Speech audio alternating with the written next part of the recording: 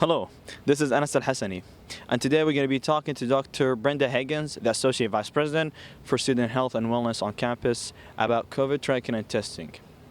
Dr. Higgins will tell us more about the testing methods we have on campus and the number of cases we have. This interview was done October 28th, and some information could be out of date. To check out the most current information about COVID, please head to truman.edu/coronavirus. Here's the interview with Dr. Higgins. I'm Brenda Higgins. I'm the Associate Vice President for Student Health and Wellness. The process is a student calls the health center and makes an appointment for a Zoom visit.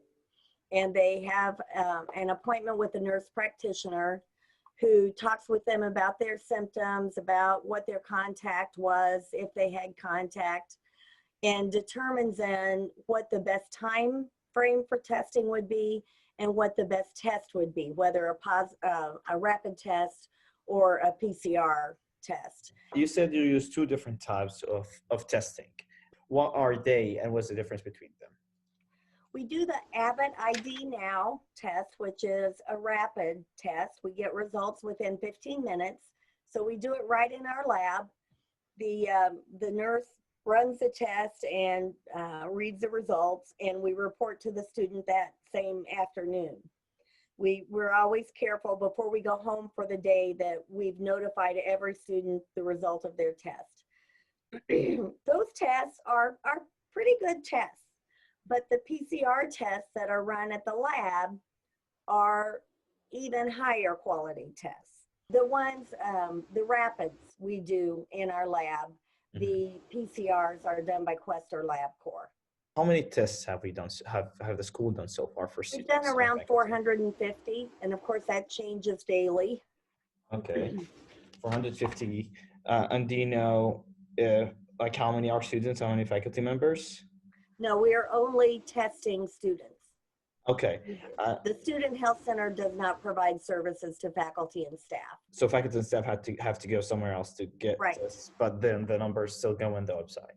Yes, the numbers are reported to us by the Adair County Health Department for our faculty and staff.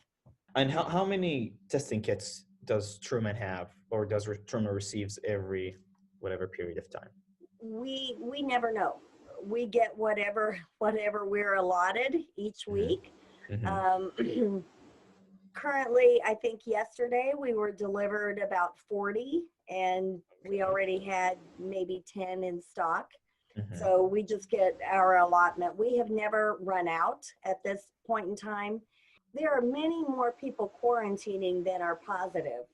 Anybody who has close contact with a positive case would be in quarantine for 14 days.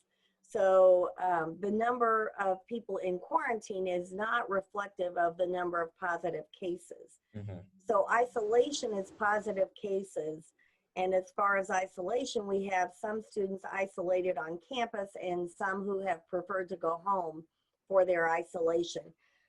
If you're asking me, do I believe that we know about every single positive case? No. And I believe the only way that we would know that is if we did surveillance testing of a large number of asymptomatic students.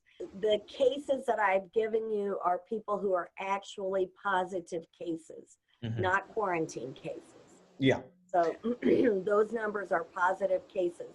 They're not the number of students in quarantine. The number of students in quarantine would be much higher. We know that there are people out there amongst our faculty, our staff, and our students who are probably positive and don't know it, which is why we recommend, the 6 feet distancing in classes, the wearing of masks, all those kind of protective factors. Dr.